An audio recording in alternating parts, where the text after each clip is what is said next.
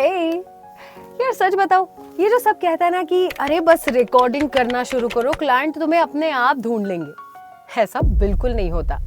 ये सब मनगढ़ंत बातें हैं। आई मीन सीरियसली, मैंने भी महीनों तक रिकॉर्डिंग की, रोज ऑडिशन भेजे और रिप्लाई क्या आता था? 0। किसी ने मेरी ईमेल तक ओपन नहीं की होगी। ऐसा लगता था जैसे मेरी आवाज इंटरनेट के किसी अंधेरे कोने में खो गई हो। बिलीव मी, मैंने हर वो गलती की है जो एक वॉइस ओवर आर्टिस्ट करता है, इससे पहले कि मुझे मेरा पहला असली पैसा देने वाला क्लाइंट मिला। और आज मैं आपको वही शॉर्टकट नहीं बल्कि रियल लाइफ स्ट्रैटेजीज बताने वाली हूँ जो मैंने गलतियां करने के बाद सीखी। तो एंड तक ये वीडियो प्लीज देखना, क्योंकि ये वीडियो आपके लिए एक गेम चेंजर हो सकता है। ओके, जब मैंने शुरू किया था तब मैं काफी नाइव और रॉ थी। ऑब्वियसली इंजीनियरिंग बैकग्राउंड से आई थी।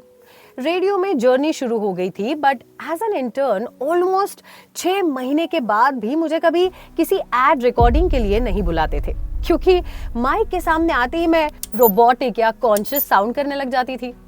बट देन उसके बाद धीरे धीरे 5 सेकंड के टैग के जो रेडियो पे एड्स बजते थे उसके लिए मुझे बुलाना शुरू कर दिया।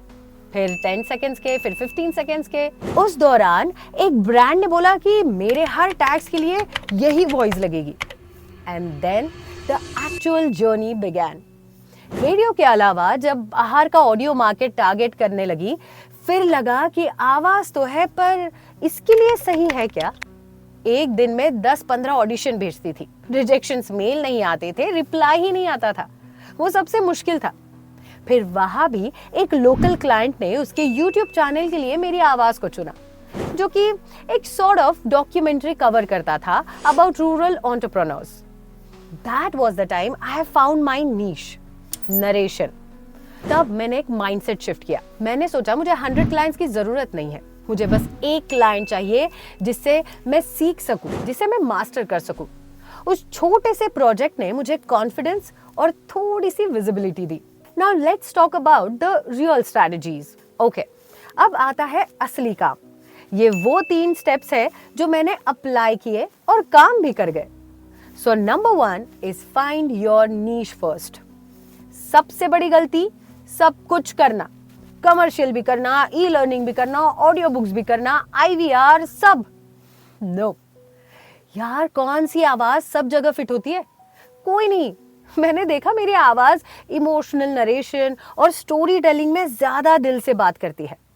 आपको भी ढूंढना होगा आपकी आवाज कहाँ की है, डॉक्यूमेंट्री की या तेज यानी फास्ट पेस्ड कमर्शियल की। एक बार अपनी जगह ढूंढ ली तो आप बाकी व्यू आर्टिस्ट की भीड़ से अलग हो जाएंगे। Now number 2, build a short demo reel. Client के फोन का इंतजार मत करो। अगर आपके पास कोई पेड प्रोजेक्ट नहीं है तो भी कोई बात नहीं, अपने चुने हुए नीश के 3 बेस्ट सैंपल्स खुद रिकॉर्ड करो। बहुत लोग मुझसे पूछते हैं कि मैंने अपना पहला डेमो रील कैसे बनाया। सिंपल, पहले 30 सेकंड का एक हीरो पीस रखो जो आपकी USP यानी यूनिक सेलिंग प्रोपोजिशन दिखाएगा। उसके बाद 15-15 सेकंड के 2 अलग-अलग स्टाइल के सैंपल्स। बस कुल मिलाकर 1 मिनट से ज्यादा का डेमो रील मत बनाना। मैंने भी यही किया था। मेरे पहले क्लाइंट ने मुझसे डेमो रील मांगा था, कोई अनपेड सैंपल नहीं। और आज बता रही हूँ, वो डेमो रील ही मेरा पहला टिकट था। Now number 3, leverage platform smartly, यानी प्लेटफॉर्म्स को स्मार्टली यूज करना सीखो। कैसे? मैं हूं ना। ये प्लेटफॉर्म सिर्फ प्रोफेशनल्स के लिए नहीं है। फाइवर और voices.com, यहाँ लो बॉल मत करो पर प्रोफाइल बनाओ। लिंक्डइन सबसे जरूरी है। प्रोडक्शन हाउसेस को DM करो, पर ऐसे जैसे आप उनकी मदद करना चाहते हो। पॉकेट FM, ऑडिबल और स्टोरी टेल या फिर कुकू, ये सब अपनी हर स्टोरी के लिए ऑडिशन लेते हैं। तो ऐसे नहीं है कि जो बंदा उधर सेट है उसे फिर से ऑडिशन देने की जरूरत नहीं। नो, उसे भी ऑडिशन फिर से देना पड़ता है। And that's just create the path for upcoming view artist to try every single time. Honestly, जब तक तुम्हारे पास क्लाइंट को दिखाने के लिए कोई पब्लिश्ड वर्क या लिंक्स नहीं है, whether it's on YouTube, audio book platform और इंस्टा रील, तब तक तुम्हारी ये डेमो रील ही तुम्हें काम दिलाएगी। So please, your demo reel should be your best work till date. Now let's talk about the mindset shift and deal closing. दोस्तों, सफर आसान नहीं होगा. आपको हाँ यानी यस से ज्यादा साइलेंस मिलेगा. पर एक बात याद रखना, साइलेंस का मतलब ये नहीं कि आप अच्छे नहीं हो. इसका मतलब ये है कि वो प्रोजेक्ट आपके लिए नहीं था. और हाँ, जब क्लाइंट हाँ बोल भी दे तो डील कैसे क्रैक करनी है, ये भी मुझसे बहुत लोग पूछते हैं. मेरा पहला क्लाइंट जिसने मुझे अराउंड 5000 का काम दिया था, मैंने उसे बार्गेनिंग नहीं की थी. मैंने उन्हें सीधा बोला, सर मैं आपको एक दिन में 3 रिविजन्स दे दूंगी और अगर आपको 7 दिन के अंदर मेरा काम पसंद नहीं आएगा तो मैं आपको फुल रिफंड दे दूंगी. यहाँ I just try to win his confidence. जब आप वैल्यू देते हो, गारंटी देते हो, तो क्लाइंट को रेट पर बात करने की जरूरत ही नहीं पड़ती. आपकी पहली डील आपको पैसा नहीं बल्कि टेस्टिमोनियल और कॉन्फिडेंस देगी. आपका पहला क्लाइंट आपको इसलिए नहीं मिलेगा क्योंकि आप बेस्ट वॉइस हो. वो इसलिए मिलेगा क्योंकि आपकी आवाज में उन्हें कुछ फील हुआ. ये सब ऑडिशन एंड एक्चुअल ट्रेनिंग है.